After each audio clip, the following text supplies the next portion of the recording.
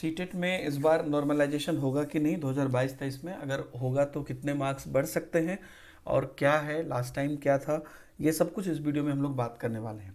देखिए दोस्तों, last time CTET ने ये नोटिस निकाली थी, आपको याद होगा 14/12/2021 को, और उसमें लिखा था कि हम नॉर्मलाइजेशन प्रोसेस कर सकते हैं, में अडॉप्ट स्कोर नॉर्मलाइजेशन।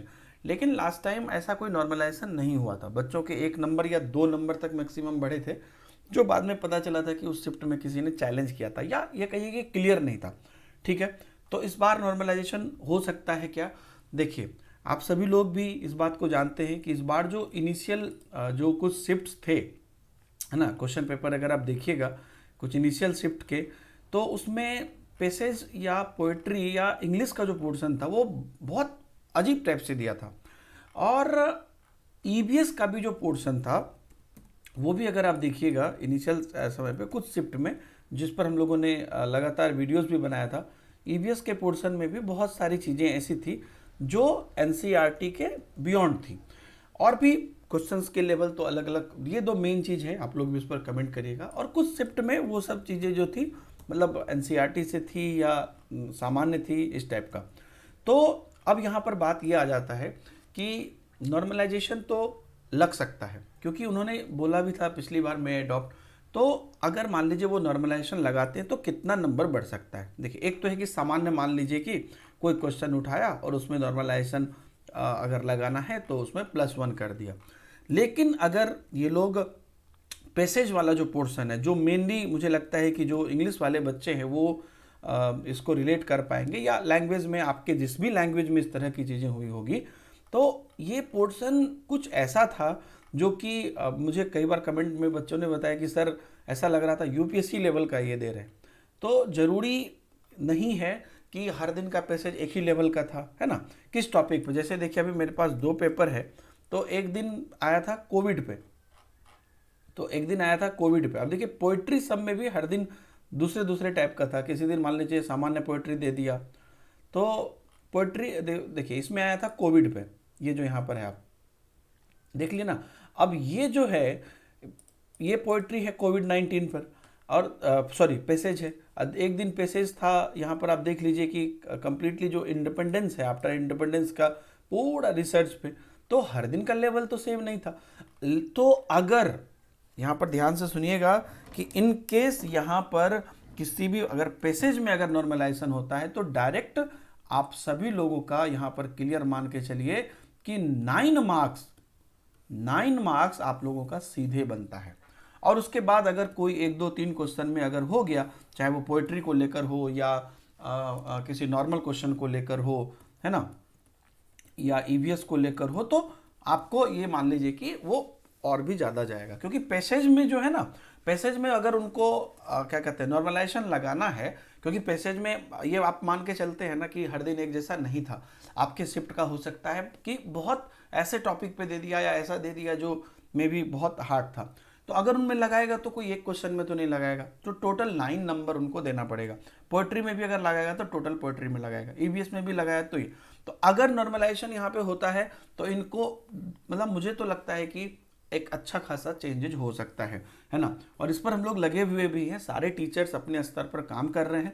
और मतलब देखिए, सीबीएसई बोर्ड है, ये अपना ही चलता है यहाँ पर, मतलब आपको बस जानकारी मिल सकती है और आप ये बस बोल सकते हैं हाँ हमको जानकारी है, लेकिन सीबीएसई बोर्ड किसी के हिसाब से नहीं चलता है। और देखा आपने एग्जाम्स में भी, इवन आगे भी, लेकिन वो अपने हिसाब से काम करता है। हमारे आपके बोलने से बहुत ज़्यादा उनको ये नहीं होता है, लेकिन अगर मान लीजिए कि अगर इस तरह का कोई सिचुएशन होता है तो उस पर निश्चित रूप से आगे भी बात होगी। और यहाँ पर ये ऑथेंटिकेट चीज़ है जो बेसिकली मैं बता रहा हूँ। लेकिन आपको पता है, मुझे ना एक चीज़ पे है जो मैं चाहूँगा कि आप लोग भी कमेंट में बताइए। तो एक तो ये बात तो आपको समझ में आ गई, ये बात तो आप लोग भी एग्री करेंगे कि कई बार अगर कोई पैसेज ही पूरी तरीके से एकदम हार्ड है किसी हार्ड शिफ्ट में, तो उस केसेस में उसको पूरे पैसेज को ही नॉर्मलाइज करना पड़ेगा कि नहीं, वो उसमें बीच में तो कर नहीं सकता। और मान लीजिए ईवीएस में अगर 3 4 क्वेश्चन है तो वो उसको नॉर्मलाइज करना पड़ेगा। मान लीजिए कोई दूसरे बुक से आ गया या कुछ ऐसा आ गया जो उन्होंने डायरेक्ट सिलेबस में नहीं लिखा था, या पोइट्री में अगर करना पड़ेगा, या इवन कई बार हिंदी में भी देखिएगा आप, तो हर दिन एक जैसे नहीं थे, है ना। हिंदी में ही अगर आप देखिएगा तो हर दिन एक जैसे नहीं थे, देख रहे हैं। तो किसी दिन हिंदी ठीक था, नॉर्मल था, सामान्य टॉपिक पे था, किसी दिन कुछ। तो इसलिए नॉर्मलाइजेशन अगर होता है तो एक अच्छा खासा मार्क्स बढ़ने के चांसेस हैं।